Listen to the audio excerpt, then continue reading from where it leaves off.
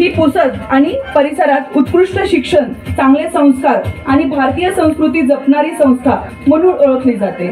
या शाळेच्या उभारणीसाठी आपण आपले संपूर्ण आयुष्य वाहिले आहे। एक उदाहरण द्यायचे झाले तर प्रज्वल आणि उज्ज्वल विष्णू जाधव या जुळ्या भावंडांची कथा। प्रज्वल जो जन्मतः दुर्धर आजाराने ग्रस्त होता, त्याला इतर सर्व शाळांनी प्रवेश नाकारला होता। त्यावेळेस आपल्या शाळेने त्याला प्रवेश दिला आणि स्वर्गीय विजय चक्रवार सरांनी त्याची विशेष काळजी घेतली। यासारखे अनेक उदाहरणे आपण देऊ शकतो, पण वेळेअभावी सगळी उदाहरणे देणे येथे शक्य नाही। आपण शाळेतील मुलांसाठी जे केले आहे ते केवळ एक आईच करू शकते। मी अंगाताईंच्या मुलीला विनंती करते, तिने स्टेजवर यावे। ती स्वतः एक डॉक्टर आहे।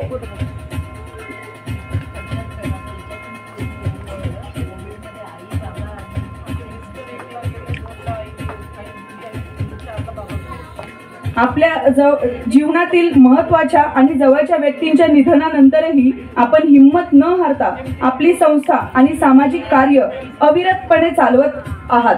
आपल्या यशाचे रहस्य म्हणजे परमेश्वरावरील निस्सीम भक्ती आणि मनातील सकारात्मकता। आपण समाजसेवा, शिक्षण आणि मानवी संबंधांमध्ये केलेले योगदान अमूल्य आहे। संकटातून घेतली उंच भरारी, पदक्रांत केली यशाची शिखरे सारी, आपणाच आमचा मानाचा मुजरा। धन्यवाद ताई।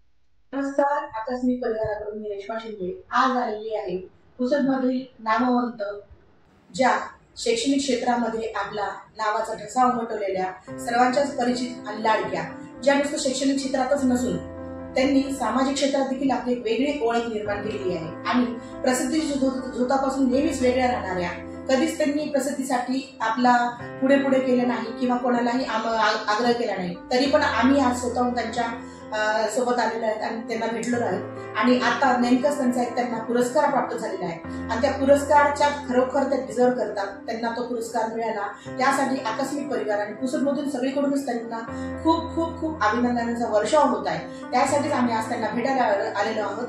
त्या म्हणजे आमच्या समर्थ इंग्लिश मीडियम स्कूलच्या व कॉमर्स कॉलेजच्या संचालिका व ओनर व सर्व काही आणि पुसदच्या समाज कार्यात सर्वांच्याच लाडक्या सुप्रसिद्ध अंगामान चक्रवार। तर मॅम, तुम्हाला पहिला प्रश्न माझा असा आहे की तुम्ही एक श्रीमंत आईवडिलांच्या लाडक्या सुकन्या, खूपच श्रीमंतीमध्ये ऐश्वर्यामध्ये तुम्ही लहानपणापासून आले, म्हणजे मी तर म्हणेन की तुम्ही सोन्याच्या चमचच घेऊन जन्माला आले, तरी सुद्धा तुम्ही तुमचं जी आवड आहे किंवा तुमचं पॅशन हे अचानकपणे शैक्षणिक क्षेत्राकडे कसं काय वळवलं, याबद्दल मला थोडंसं सांगावे अशी माझी इच्छा आहे। नमस्कार, थँक्यू रेश्मा, तुम्ही दोघी इथे आल्या आणि माझं थोडंसं इंटरव्ह्यू घेण्याचा तुम्हाला विचार आला, त्याबद्दल तुमचे मनपूर्वक धन्यवाद। आणि श्रीमंती, लाड, प्रेम ह्या गोष्टी माझ्यासाठी म्हणजे अंगवळणी पडलेल्या होत्या, कशाचीच कमी नव्हती आणि जे तोंडातून निघालं त्या प्रत्येक गोष्टी आपल्याला मिळतच होत्या, कारण आई वडील लाड करायचे, सगळ्यांचं अतिशय लाडाने प्रेमाने वाढवलेली अशी कन्या। आणि जेव्हा विजयजींसोबत लग्न झालं त्यानंतर मी जवळजवळ माझी मुलगी झाली 1 वर्षानंतर मला डॉक्टर कल्याणी, आता ती डॉक्टर MD करत आहे आणि त्यानंतर मला तब्येतीचे त्रास सुरू झाले, मला हार्मोनल इम्बॅलन्सचा त्रास होता आणि त्यानंतर मी कंटिन्यू 7-8 वर्ष बेडवर होती, झोपून असल्यासारखी।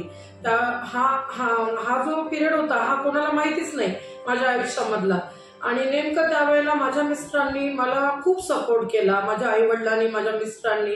तर त्यावेळेला माझे मिस्टर मला नेहमी म्हणायचे की अरे अनु, तू किती सहन करतेस, तुला तब्येतीचे किती त्रास आहेत।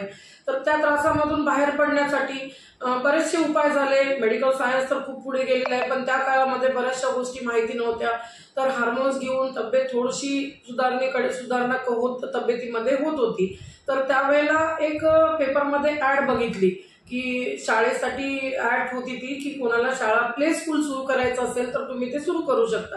मग त्यावेळेला मनात विचार आला की बाबा आपल्याला थोडंसं बाहेर पडावं लागेल, नुसतं आजारपण करून घरामध्ये नुसतं बेडवर पडल्यापेक्षा आपल्याला काहीतरी करायचं आहे, ही इच्छा आधी मुळातच आपल्या मनामध्ये होती, माझ्या मनामध्ये। आणि त्याला सपोर्ट म्हणजे माझ्या मिस्टरांचा, ते माझ्यासाठी बॅकबोन होते आणि विजयजींनी मला सांगितलं की अनु तू कर। ते नेहमी म्हणायचे की अनु तू पुढं हो, मी तुझ्या मागे आहेच. आणि त्यावेळेला मग आम्ही समर्थ इंग्लिश मिडियमच्या आधी आम्ही किड्स वर्ल्ड नावाची एक फ्रँचायझी घेतली. तर फ्रँचायझीमध्ये आम्ही फक्त प्ले स्कूल चालू केलं, प्री स्कूल. त्याच्यामध्ये नर्सरी, LKG आणि UKG अशी आम्ही त्याची सुरुवात केली. सुरुवातीला खूप स्ट्रगल करावं लागलं आणि त्या स्ट्रगल करताना दोघांनी मिळून ते स्ट्रगल केलं आणि असं वाटलं की आपल्याला ऍडमिशन्स होतील की नाही, आपली शाळा चालेल की नाही. पण त्यावेळेला जेव्हा डॉक्टरांनी मला सांगितलं की तुम्हाला कुठेतरी इन्व्हॉल्व्ह व्हावं लागेल, तर मी विचार केला की या लहान मुलं म्हणजे देवाघरची फुलं असतात. तर लहान मुलांमध्ये मन रमवणं हे खूप चांगली पद्धत आहे आणि आपल्याला या डिप्रेशनमुळे, आजारपणाच्या डिप्रेशनमुळे बाहेर निघण्याचा हा खूप चांगला मार्ग आहे. त्यामुळे मी हा मार्ग निवडला आणि मी शाळा काढण्याचा विचार माझ्या मनात आला आणि तिथे आम्ही किड्स वर्ल्ड नावाची शाळा छोटीशी सुरू करण्याचा निर्णय घेतला. आज आपण पाहिलं की बिहाइंड स्टोरी काय असते ते आपण पाहतो, ते वेगळं असते. चित्रपट समोर जो दिसतो ते, पण त्याच्या मागची स्टोरी मॅमने जी सांगितली ती आजच मला पण आणि बाकीच्यांनाही कळेलच की त्यांनी बेडवर राहून किती वर्ष काय त्रास सहन केला मेडिकलचा. आणि मॅम आपल्या दुःखाला बाजूला करून, आपलं आजार पण बाजूला करून, त्यांनी मन रमवण्यासाठी दुसऱ्या काही गोष्टी न करता आपलं मन पूर्णपणे लहान मुलांमध्ये आणि शैक्षणिक क्षेत्रामध्ये गुंतवून जास्तीत जास्त मुलं शैक्षणिक कसे घडवावे यासाठी प्रयत्न केला. मॅम, शैक्षणिक क्षेत्र तर समजलं आम्हाला, पण तुम्ही समाजसेवेकडे वळले आणि समाजसेवा कशी काय करायला लागले एवढ्या चांगल्या प्रकारे, ते पण ते कळेल का मला? सांगते मी रेश्मा. ऍक्च्युअली ह्याचा वारसा माझ्या वडिलांकडून आलेला आहे. मला माझ्या आजीकडून, वडिलांकडून. माझ्या वडिलांना नेहमी सवय होती की जो गरजू माणूस असेल त्याला मदत करायची, जो निडी असेल त्याला मदत करायची. याच्यामध्ये मिस्टरांचा पण सहभाग तसाच होता. माझे मिस्टर रुरल डेव्हलपमेंटच्या प्रोजेक्टमध्ये काम करायचे, मिटकॉन कंपनीमध्ये इलेक्ट्रॉनिक्स इंजिनियर होते ते. आणि त्यावेळेला एक दिवस ते रात्री घरी आलेत तर पाऊस खूप पडत होता. तर मी त्यांना म्हणाले की जर्किन कुठे गेलं तुमचं? अरे म्हणे, एक पावसामध्ये भिजत एक माणूस होता, त्याला मी जर्किन काढून देऊन दिलं, तो भिजत होता. आणि त्यावेळेला मी त्यांना म्हटलं की अहो, असं अंगातलं काढून कोणी देतं का कोणाला? तर ते म्हणाले, अरे त्याला खूप गरज होती, मला एवढी गरज नव्हती, मी बसमध्ये बसलो आणि निघून आलो. पण त्यावेळेला त्या माणसाला खूप गरज होती, तो कुडकुडत होता आणि तो गारठून त्याला काहीतरी झालं असतं. त्याकरिता मला वाटलं की बापरे, एवढा दुसऱ्यांचा विचार करणारा आपला नवरा आहे. आणि मला आधीपासूनच दुसऱ्यांचे दुःख बघवत नव्हते की मी कधी कुणाचं दुःख बघितलं तर मला त्रास होत होता. तर समाजकार्य म्हणून असं हे कार्य करायचं म्हणून काही असं विडा उचलल्यासारखं केलं नाही. पण जेव्हाही कोणी माझ्याकडे मदत मागायला आलं तर त्यांची मदत मी केलेली आहे, कुठल्या ना कुठल्या स्वरूपामध्ये. मेडिकलची इमर्जन्सी असो ती स्वरूपामध्ये, पैशाच्या स्वरूपामध्ये, शैक्षणिक स्वरूपामध्ये. आता मी शाळा काढली, त्यानंतर माझ्याकडे सुरुवातीला फक्त 40 मुलं होते. 40 मुलांवर मी शाळा काढली. तर असं आम्ही विचार केला होता की एवढे कमी मुलं, पण त्यावेळेला सुद्धा आमच्याकडे जे लोक वर्कर्स होते त्या वर्कर्सच्या मुलांना आम्ही फ्री ऑफ कॉस्ट आमच्याकडे शिक्षण देण्याचं आम्ही बसा घेतला की हा कधी पैसे कमवण्याचा हेतू नव्हताच आमचा. तर त्यामुळे या समाजकार्याकडे तिथून आम्ही वळल्या गेलो दोघही जण. आणि वडिलांचा हा वारसा आहे, वडिलांचा वारसा आज मी चालवते आहे. आपण समाजाचं काहीतरी देणं लागतो हे सर्वांनाच माहिती आहे, पण समाजाचं देणं लागतं म्हणून समाजासाठी काहीतरी करण्याची प्रेरणा ही फक्त अनघा मॅमकडून सर्वांनी घ्यावी आणि सर्वांनी समाजासाठी काहीतरी करावं, हे माझं म्हणणं आहे. आणि मॅम, तुम्ही दोन्ही प्रश्नांमध्ये विजय सरांच्या क्वालिटीज सांगितल्या आम्हाला, विजय सर कसे होते ते आम्हाला देखील माहिती आहे. पण तुम्ही खरंच सरांवर एवढं प्रेम करता की त्यांच्याबद्दल प्रत्येक गोष्ट सांगताच. मला हे सांगा, लग्नाच्या वेळेस मात्र तुम्हाला विजय सरांमध्ये अशी कोणती क्वालिटी दिसली की जेणेकरून तुम्ही विजय सरांना निवडलं? मला लहानपणापासून असं वाटायचं की माझा नवरा शिकलेला असावा. सगळ्यात मोठी क्वालिटी मला त्यांच्यामधलं ते इंजिनियर होते, ही क्वालिटी त्यांची आवडली. आणि ते मला जेव्हा बोलले तर तेव्हा ते मला म्हणाले की मला मी पैशाला महत्व कधीच दिलं नाही माझ्या जीवनामध्ये. मला फक्त आपण एक कोणाचं तरी देणं लागतो आणि आपल्याला जीवन मिळालेलं आहे तर ते जीवन कसं सार्थकी लागेल ही आमची पहिली भेट होती की जीवन सार्थकी कसं लागेल. जो मुलगा त्यावेळेला आपल्याला असं म्हणतो की आपलं जीवन सार्थकी कसं लागेल, तर मला हे खूप प्रभावी वाटलं त्यांचं बोलणं. आणि त्या प्रभावामध्ये मी त्यांना होकार दिला आणि मला त्यांचा स्वभाव खूप आवडला. मेन म्हणजे त्यांचा स्वभाव खूप मनमिळावू, हेल्पिंग नेचर आणि त्यांना खूप वेगळे होते ते जीवनामध्ये. आज त्यांना कोरोनामध्ये मृत्यू आला हे माझे इतकं दुर्भाग्य कोणीच नाही भोगलं. आणि त्यांनी माझ्या आई वडिलांसाठी, मुलगी तर सगळी आई वडिलांचं करत असते, पण ते जावई असून सुद्धा त्यांनी अगदी मुलाच्या पलीकडे आई वडिलांची सेवा केली. आणि माझी आई त्यांना श्रावण बाळ म्हणायची. माझी आई प्रत्येक वेळेला म्हणायची की माझे श्रावण बाळ आहे. माझी आई माझ्यापेक्षा जास्त विजयजींवर प्रेम करायची, लाड करायची. आणि अतिशय मेहनत करण्याची प्रवृत्ती, त्यांच्यामध्ये जी हार्ड वर्किंग क्वालिटीज होत्या त्या खूप वेगळ्या होत्या. आम्ही आधी सांगलीमध्ये राहायचो. आमचं लग्न झाल्यावर एज्युकेशनल इक्विपमेंट कंपनीमध्ये विजयजी जॉबला होते. आणि त्यांचं तिथल्यापासून त्यांचं इन्व्हेन्शन त्यांच्या डोक्यात चालू राहायचं, काहीतरी नवीन करण्याची त्यांची वृत्ती होती. आणि ती वृत्ती मला खूप आवडायची. त्यांचा स्वभाव तो आवडला आणि त्यामुळे मी त्यांना होकार दिला.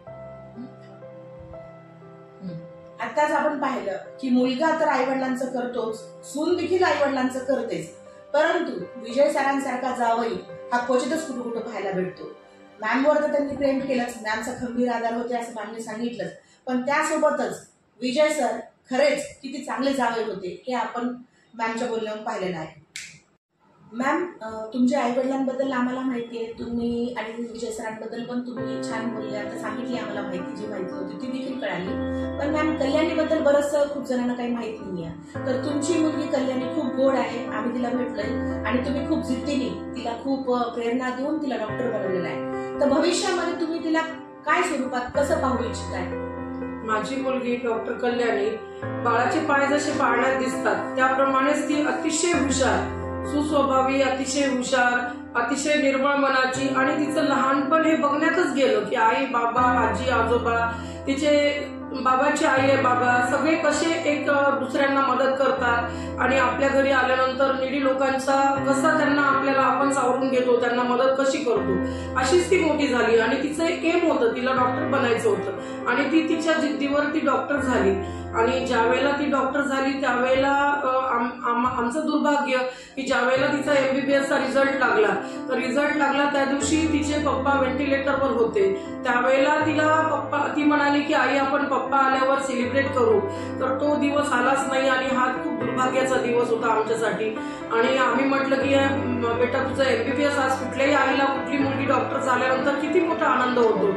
आणि कल्याणी त्यानंतर खूप खंबीर बनली, खूप स्थैर्य तिच्या मनामध्ये निर्माण झालं. तिला कधी दुःख माहीतच नव्हतं, मला कधी दुःख माहीतच नव्हतं, पण दुःखाचा हा एवढा मोठा पहाड कोसळला आमच्यावर.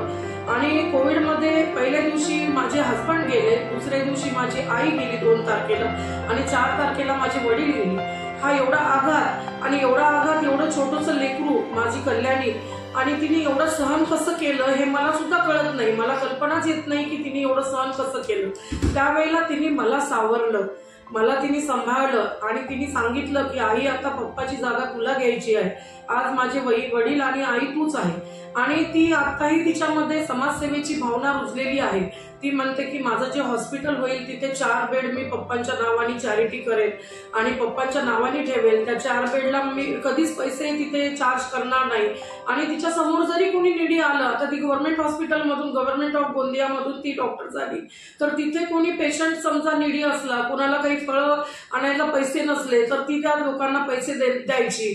कोणती आजी एकटी असली तर तिला धरून दवाखान्यामध्ये न्यायची, त्यांची ट्रीटमेंट करायची, त्यांची समस्या जाणून घ्यायची. आणि तिच्यामध्ये सुद्धा हा गुण रुजला गेला.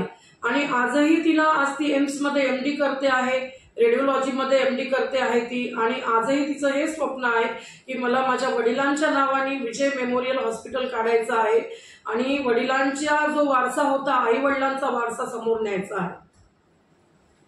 मॅम, कल्याणीबद्दल ऐकून खरंच खूप आनंद आणि अभिमान वाटतोय की एवढी स्ट्रॉंग मुलगी आता देवानी महाराजांनी तुमच्यासोबत ठेवलेली आहे.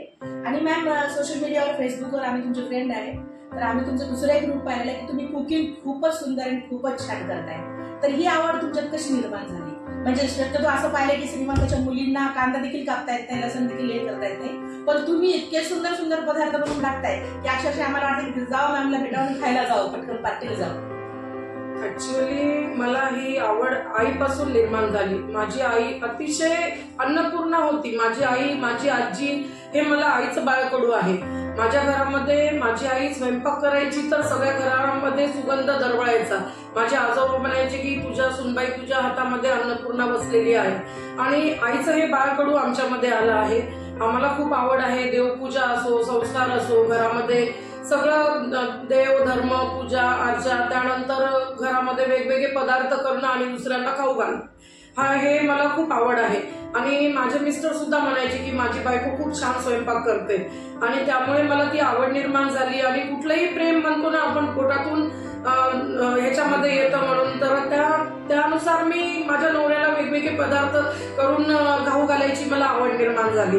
आणि मला आधी पण माझे वडील नेहमी म्हणायचे की बेटा बाळा, तुझ्यासारखं हे कोणी करूच शकत नाही, तुझा शिरा खूप छान होतो, तुझं हे खूप छान होतं. पदार्थ असे काही आमच्याकडे पॉइंट आउट करून ठेवलेले आहे. माझी आई म्हणायची डाळ बाटी तुझ्यासारखी कुणीच नाही करू शकत, नेहमी म्हणायची माझी आई. तर या गोष्टी ज्या होत्या, ते स्वयंपाक करणं माझं एक पॅशन आहे, मला खूप आवडतं कुकिंग. आणि होम सायन्स हा सब्जेक्ट घेऊनच मी ग्रॅज्युएट झाली. तर त्यावेळेला सुद्धा आमच्या ज्या मॅडम होत्या त्या आम्हाला स्वयंपाक कसा करायचा, तिथून त्यांनी आम्हाला वेगवेगळे पदार्थ कसे करायचे, त्याचं डेकोरेशन कसं करायचं, त्या सगळ्या गोष्टी शिकवल्या. त्यामुळे हा गुण माझ्यामध्ये आला. आपण सर्वांनीच ऐकलेलं आहे की मॅमला कुकिंग करायची आणि खाऊ घालायची खूपच आवड आहे. तर कधी सगळ्यांना वेळ भेटला तर मॅमकडून आपण खायला पार्टी करायला नक्कीच येऊया. नक्की. आणि मॅम, आणखीन एक विचारायचं की मी खूपदा पाहिलेलं आहे की तुम्ही बस स्टँडवर थंडीमध्ये कुडकुडणाऱ्या वृद्धांना जाऊन स्वतः ब्लँकेट दिलेले आहे. मग ती एक समाजसेवा झाली. परत यासोबत गुंजनताई गोळे यांच्या आश्रमात देखील तुम्ही भरपूर तुमचा असा निधी दिलेला आहे, त्याची कधी पब्लिसिटी केली नाही. आणि तुमच्या शाळेमध्ये भरपूर विद्यार्थ्यांना तुम्ही फी मध्ये माफी दिलेली आहे. असेच निवृत्तांना अन्नदान असो, असे खूप काही कार्य तुम्ही असे करता, पण कधीच कोणाला सांगत नाही. हे आम्ही डोळ्याने पाहत आलोय, त्याच्यामुळे आम्हाला माहितीये. तर हे कसं काय आणि ह्याची प्रेरणा नेमकी येते तरी कुठून, ही ऊर्जा येते तरी कुठून? हे रेश्मा, कसं असतं, आपल्याला वाटतं की आपण वाढदिवस साजरे करतो, जन्मदिवस, मृत्यूदिन. आता घरामध्ये 3 मृत्यू झाले, त्या दिवशी असं वाटतं की आपल्याला समज असतो की आपण दान केल्याने खूप पुण्य लागतं, मृतात्म्यांना अन्नदान केल्याने पुण्याचं कार्य होतं. आणि त्यामुळे मला असं वाटतं की वाढदिवस असो, कुठलीही तिथी असो, आपला कुठला आनंदाचा दिवस असो किंवा दुःखाचा दिवस असो, त्या दिवशी वृद्धाश्रमामध्ये अन्नदान करणे किंवा कोण गरजू असेल त्याला आपण अन्नदान केलं तर मला खूप आनंद मिळतो. तर मी त्या गोष्टी आवर्जून करते की त्या दिवशी मी तिथे जाते आणि माझ्या हाताने सुद्धा अन्नदान करते. उमरी पठारचा वृद्धाश्रम असो, तिथे 150 वृद्ध आहेत, तर मी तिथे जाते. ते सगळेजण मला ओळखतात. मी तिथे माझ्या मिस्टरांसोबत जायची, त्यांना भेटायची, त्यांना दिवाळीचा फराळ नेऊन द्यायची, त्यांच्यासाठी मी सगळं काही करायची. पण ते म्हणायचे की वृद्धाश्रम आहे तर तुम्ही एकच दिवस येता, तुमच्या वाढदिवसाला येता, तुमच्या घरातल्या कुठल्या आनंदाच्या क्षणाला येता, तुम्ही रोज का नाही येत? तर तिथे गेल्यानंतर आपल्याला त्या लोकांचं मनस्थिती बघून असं वाटतंय की बापरे, एवढा समाज सुधारलेला आहे, पण आजही आई वडिलांना वृद्धाश्रमात जाण्या इतकं वाईट परिस्थिती कुठल्याच समाजामध्ये आणि कुठल्याच ठिकाणी नसावी असं मला वाटतं. तिथे गेल्यानंतर खूप वाईट वाटतं, मनामध्ये एक मळप येतो. आणि बस स्टँडवर थंडीमध्ये कुडकुडणाऱ्या लोकांना ब्लँकेट वाटप, तर हे माझे बाबा दरवर्षी ब्लँकेट वाटप करायचे. कितीतरी वर्षापासून, 25 वर्षापासून, 50 वर्षापासून त्यांचा हा उपक्रम होता की दरवर्षी ते ब्लँकेट वाटप करायचे. घरापासून जोही माणूस वृद्ध व्यक्ती चालला किंवा नेडी चालला तर त्याला स्वतः पांघरण घालायचे, स्वतः कपडे द्यायचे, पायातले चप्पल द्यायचे. हे माझ्या बाबांपासून मला प्रेरणा मिळाली. आणि दरवर्षी 0 डिग्री 5 डिग्री अशी कडकडणाऱ्या थंडीमध्ये मला आणि माझ्या मिस्टरांना खूप आनंद होतो की आम्ही दुसऱ्यांना जाऊन त्यांच्यावर पांघरून घालू. तेच आपल्याला वाटतं की एक मायेची शॉल आपण त्यांना पांघरली किंवा मायेची एक खूप आपण दिली. आणि ही प्रेरणा मला माझ्या वडिलांकडून मिळाली आणि मला खूप आनंद होतो. गुंजनताई गोळे ही माझी मैत्रीण आहे आणि खूप मोठी व्यक्ती आहे, ती माझी प्रेरणास्थान सुद्धा आहे. गुंजनताई गोळे ही सिकल सेल, एड्स बाधित, निराधार, अपंग, त्यानंतर ट्रान्सजेंडर या लोकांसाठी ती कार्य करते.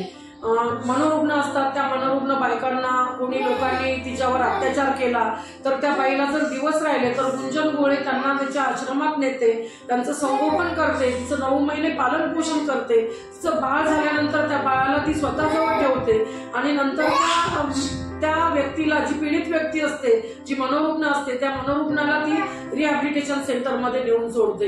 एवढं स्तुत्य कार्य ती करते आणि तिच्या कार्यामध्ये माझा खारीचा वाटा मी असा देते तिला. तिच्या मुलांना दुधाचे डब्बे पाहिजे असतील तर ते पुरवते, तिथे धान्याची कमी असली तर धान्य देते. आता तिने तिचा मंथली डोनेशन असं सुरू केलेलं आहे, तर ते मंथली डोनेशन मेंबर पण मी पण केले आणि मी स्वतः पण आहे त्याची मेंबर. तर मंथली डोनेशन जे आपल्याला करायचं 100 रुपये, 200 रुपये, 500 रुपये जी काही आपल्याला घडेल असं आपण करायचं. तर त्या आश्रमातल्या मुलांना, तिच्याकडे जवळजवळ 150 मुलं आहेत आणि मोठे पण लोक आहेत, म्हणजे जे आजारी आहेत, काही दुर्धर आजाराने ग्रस्त आहेत, त्या सगळ्यांचं संगोपन, पालन पोषण गुंजन अतिशय उत्तमरित्या करते. स्वतः अन्न शिजवून ती त्या मुलांना भरवते.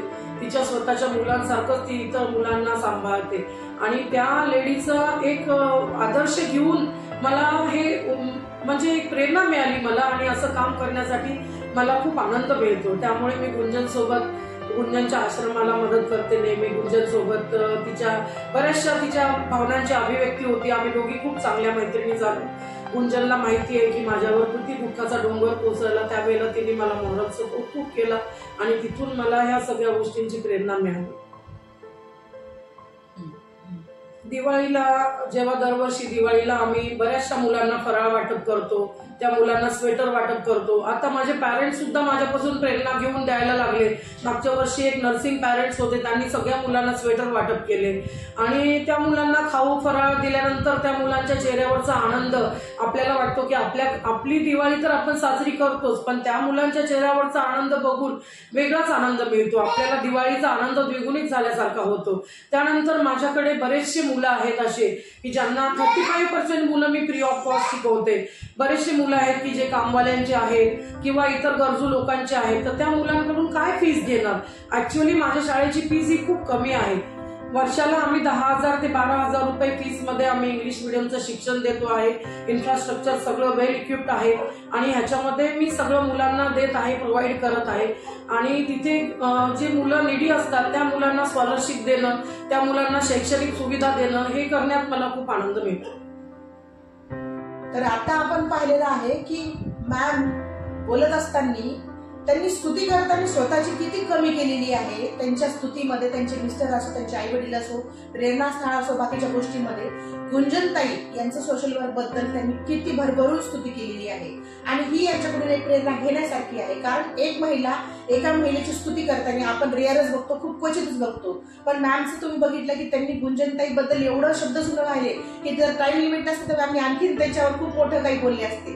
तर ही जी क्वालिटी आहे ती खूप कमी महिलांमध्ये पाहायला भेटते. आम्ही स्वतः पाहतोय की मॅम तुम्ही खरंच म्हणजे पुरुष मंडळी आपण पाहतोय की किती टॉन्टिंग करतात महिलांवर की 2 महिला एकत्र राहू शकत नाही, आम्ही पुरुष मंडळी 20 मंडळी एकत्र राहू शकतो आणि आमची मैत्री देखील खूप काळ टिकते, असं पुरुष मंडळी महिलांवर टॉन्टिंग करतात. मॅमनी कितीतरी महिलांना जे समाजकार्य करताय, मग भले ते थोडंसं का समाजकार्य करत नाहीत, पण त्यांना सन्माननीय मंच दिलेला आहे, त्यांना डायस दिलेला आहे, त्यांना मानाचं त्यांचं स्थान देऊन त्यांचा सन्मान केलेला आहे. हे मॅमकडून शिकण्यासारखं आहे. आणि दुसरी गोष्ट तुम्ही पाहिली का की मॅम हे कौतुक कधीच जगासमोर आणत नाही, ते एकदम हे राहतात, म्हणजे आपलं कार्य करतात आणि सोडून देतात. नाहीतर काही आपण राजकीय लोक बघतो की फ्रूट वाटायला जातात सहकारी दवाखान्यात किंवा कुठेही, तर एक केळ त्याच्या हातात असताना 15 जण त्याला हात लावतात. आणि मॅम या गोष्टी किती शार्पपणे लपून ठेवतात लोकांपासून, त्यांचं सोशल वर्क आज आपण पाहतोय. तर मॅम मला हे सांगा की तुमच्याकडून ही प्रेरणा लोकांनी घेण्यासाठी तुम्ही त्यांना काय संदेश देताल? मला स्वतःला हेच वाटतं की माझ्याकडून संदेश दिल्यापेक्षा लोकांनी ती प्रेरणा घेऊन आपोआपच लोक करायला लागतात. की मी काही करायला लागले तर माझ्यामध्ये स्वतः दुसरा आपला खालीचा वाटा ते प्रत्येक जण द्यायला बघतो. आता माझ्याकडे 25 लेडीजचा स्टाफ आहे, माझ्याकडे सगळा स्टाफ मिळून 40 ते 42 जणांचा स्टाफ आहे, त्याच्यामध्ये 25 ते 30 लेडीज आहेत.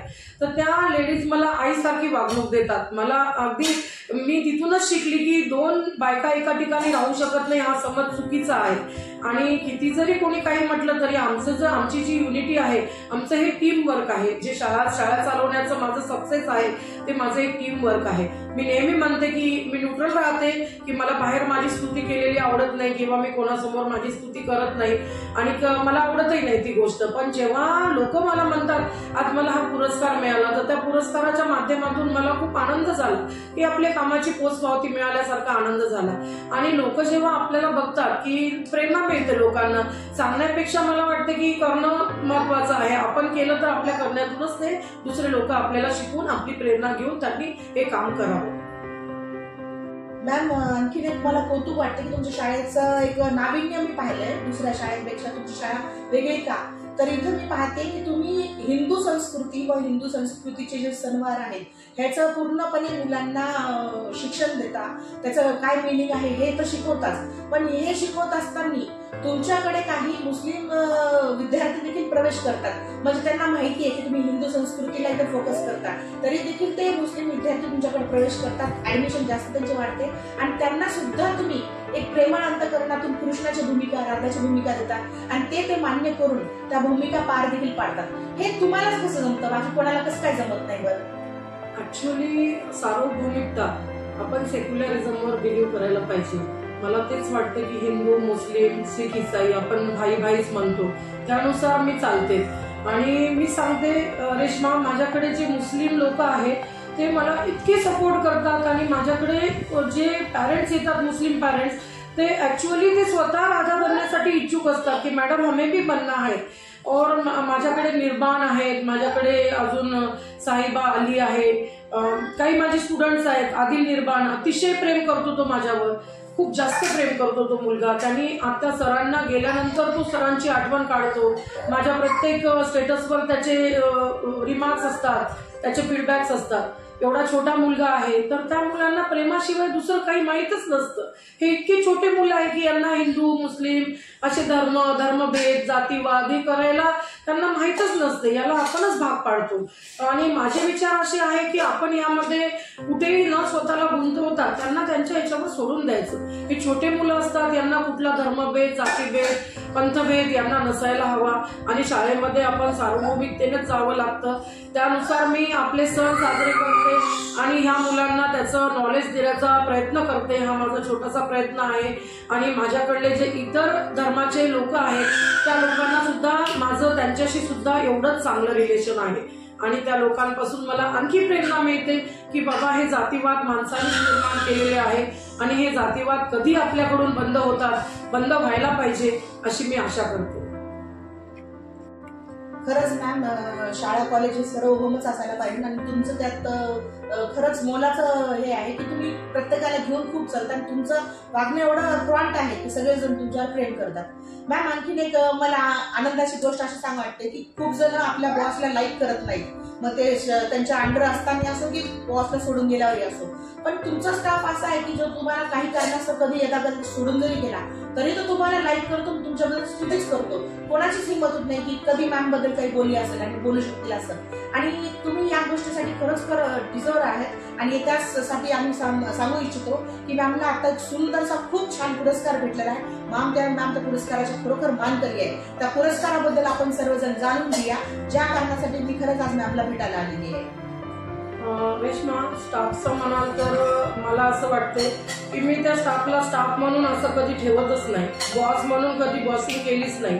मी त्यांना अगदी माझ्या लेकरांसारखं, माझ्या बहिणींसारखं, माझ्या मैत्रिणींसारखं वागवते. आमचे सुख दुःख आम्ही एक दुसऱ्यांना शेअर करतो. प्रत्येक जण की मॅडमला कुठल्या अडचणी असल्या तर मॅडम त्या अडचणी आधी मला माझ्याजवळ सांगतात. माझ्याकडे 12 वर्ष 15 वर्ष झाले माझ्या शाळेला. आज तर 15 वर्षापासून अशा काही लेडी आहेत की त्या अजूनही काम करतात आहेत. त्या लेडीज आहेत जसं ममता विठ्ठलानी मॅडम, अमृता सरनाईक मॅडम, आताच माझ्याकडे एक सिनियर मोस्ट लेडी जॉईन झाल्या आहेत, पंपेटकर मॅडम, आणि अशा सगळ्या लेडीज आहेत. त्या लेडीजचा एक ग्रुप आहे आमचा आणि आम्ही इथे काही वेगळं करत नाही. खूप आनंदाने सगळ्यांचे सुखदुःख एकमेकांचे जाणून घेतो आणि इथे त्या शैक्षणिक त्यांची जबाबदारी जी असते त्यांची शिक्षकांची, ती जबाबदारी उत्तमरित्या पार पाडतात. पण त्यासोबतच त्यांचं जर कुठं त्यांच्याकडे काही अडचण आली तर त्या मला शेअर करतात. मी कंटिन्यू 24/7 त्यांच्यासोबत नसते, पण ज्यावेळेला त्यांनी माझ्याजवळ मन मोकळं केलं त्यावेळेला मलाही खूप छान वाटतं आणि त्यांनाही खूप छान वाटतं. ज्यावेळेला माझ्या दुःखाचा काळ होता त्यावेळेला माझा स्टाफ माझ्याकडे, कोविडच्या काळामध्ये सख्खे लोक, रक्ताचे नाते जे दुरावलेत त्यामध्ये माझा स्टाफ माझ्यापासून कधीच दुरावला नाही. आमचे प्रवीण बेरे सर यांनी मला सख्या भावासारखी साथ दिली. आजही ते माझ्याकडे आहेत आणि मला असं वाटते की माझ्याकडे जे काम करतात ते लोक सुद्धा माझ्यावर निरातिशय प्रेम करतात. कल्पेश आहे, जयश्री आहे. मी रडताना सुद्धा हे लोक म्हणतात की सरांची आठवण काढून मी कधी रडत असेल तर त्या लोकांना माझ्यापेक्षाही जास्त त्रास होतो. त्यांना वाटतं की मॅडम रडत आहेत तर बाबा त्यांना कसं थांबावं, त्यांना थोपून कसं धरावं. ह्यामधून एकच गोष्ट मी सांगू इच्छिते की बाबा जेव्हा आपण बॉस असतो किंवा कुठल्या काही गोष्टी असतात की काही गोष्टी आपल्याला स्ट्रिक्टली फॉलो कराव्या लागतात, काही गोष्टींमध्ये अंतर ठेवावं लागतं, पण त्यासोबतच आपण एकोप्याने जर राहिलं, आपली वृत्ती आपण थोडीशी बदलली, आपलं बॉसिंग जेव्हा आपण बॉस आहोत तो बॉस नावाचा शब्द बाजूला ठेवला आणि आपल्यातले सगळेजण आहेत असं जर आपण मनामध्ये गृहीत धरलं तर आपण त्याहून अधिक कुठली संस्था किंवा कुठली इन्स्टिट्यूशन चालू शकत नाही. माझ्या सक्सेसचं हेच एक म्हणजे त्यातलं एक काय म्हणतात गुपित आहे की माझ्या सक्सेसचं, की मी सर्वांना अगदी माझ्या घरच्या मेंबर प्रमाणे सांभाळते, सगळ्यांना माझ्या घरच्या मेंबर प्रमाणे सर्वांशी बिहेव करते. माझ्या मुलीवर पण ते तेवढंच प्रेम करतात, माझ्या हस्बंडवर पण तेवढेच प्रेम करतात आणि माझ्या आई वडिलांवर सुद्धा, कारण माझे आई वडील इथेच राहायचे आणि शाळेच्या सान्निध्यात आमचं रेसिडेन्शियल असल्यामुळे त्या लोकांना सगळ्यांचं सान्निध्य आलेलं आहे. त्यामुळे माझ्याकडून ज्या मुली आहेत, दुसरीकडे ऑपॉर्च्युनिटी आली किंवा कोणाला काही पर्सनल रिझन असतील तर त्यांच्याशी सुद्धा माझे आज 10 वर्षापासून जे रिलेशन्स होते ते रिलेशन्स आजही कायम आहेत, उलट ते दृढ चालले आहेत. आणि रेश्मा, आर्यवैश्य समाज तुम्हाला माहिती असेल, आर्यवैश्य म्हणजे आमचा कोमटी समाज. मी एका समाजाला धरून कधी काम केलेलं नाही आहे. मी सगळ्या समाजामध्ये सामाजिक कार्य करताना आपण कुठल्या समाजाला धरून कार्य करत नसतो, पण त्या लोकांनी आर्यवैश्य युथ पुणेतर्फे हा वासवी रत्न पुरस्कार हा 6 लेडीजला दिला गेला आणि त्याला मी यावर्षी त्याची मानकरी ठरले. त्याचा आनंद खूप काही वेगळाच आहे. मला बऱ्याच लोकांनी माझ्याबद्दलच्या भावनाची अभिव्यक्ती केली. परवा पल्लवीताई मुक्कावारनी खूप सुंदर माझ्याबद्दल लिहून आणलं आणि त्यांची अभिव्यक्ती खूप सुंदर होती. खरोखर मी भारावून गेले आणि सगळ्यांनाच खूप आनंद झाला मला हा पुरस्कार मिळाला. पण पुणे युथ टीमची मी कायम आभारी राहील की त्यांनी माझ्या कामाची दखल घेतली आणि हा इतका सुंदर पुरस्कार मिळाला. आणि हा पुरस्कार मिळाला तर ते माझ्या आयकॉनकडून, जे माझी प्रेरणास्थान आहे, माझी ताई साधनाताई मुनगंटीवार, सुधीर भाऊ मुनगंटीवार यांची धर्मपत्नी आहे ती, आणि ती माझी मावस बहीण आहे. इथे उल्लेख यासाठी करते आहे की माझ्या या ताईने मला अगदी सख्या बहिणीच्या पलीकडे माझ्यावर प्रेम केलेलं आहे आणि ती माझी प्रेरणास्त्रोत आहे, प्रेरणास्थान आहे. ती तिच्यामध्ये एक दैवी शक्ती असल्यासारखी ती कार्य करत आहे. आता तिने 2 मंदिराचा जीर्णोद्धार केला आणि ती तिच्याकडे जो कोणी माणूस जाईल त्याला रिकाम्या हाताने कधीच पाठवत नाही, त्याच्या ओंजळीला भरून ती देत असते. आणि अशी माझी ताई, या ताईच्या हाताने मला हा पुरस्कार मिळाला तर माझ्या या पुरस्काराचा आनंद हा 10 पटीने वाढला. अशा मी या ताईला माझ्या नतमस्तक होते, धन्यवाद देते आणि इथे मी माझं बोलणं थांबवते. तर आपण आताच पाहिलेले आहे की नवरात्र चालू आहे आणि नवरात्रमधली आज 3री माळ आहे. त्या 3ऱ्या माळामध्ये आम्हाला एक अंधनांच्या मार्फतच एक देवी, एक नवदुर्गा आणि त्याचसोबत अष्टपैलू वक्तृत्व असणाऱ्या, अष्टपैलू व्यक्तिमत्व असणाऱ्या आणि त्याचसोबत सगळ्यात महत्वाचं खरंच अष्टभुजा धारण केलेली ही देवी माता, ही दुर्गा माता आमच्या समोर आहे, जिने एवढं काही संकट, एवढे काही गोष्टी सहन केल्या, जे फिनिक्स पक्षासारखं पुन्हा उभरून वर आल्यात. आणि अशा लेडीजकडून, अशा महिलेकडून आम्हाला खरं प्रेरणा मिळते. आणि आमच्या आकस्मिक परिवाराकडून मॅमला त्रिवार मानाचा मुजरा आणि सेल्यूट. मॅम, आमच्याकडून आपल्यासाठी एक छोटीशी भेट आमच्याकडून तुम्ही स्वीकारली अशी मी तुम्हाला विनंती करते आणि माझ्या बहिणीला नम्रता लोखंडे यांना विनंती करते की तुम्हाला मान सन्मान द्यावा.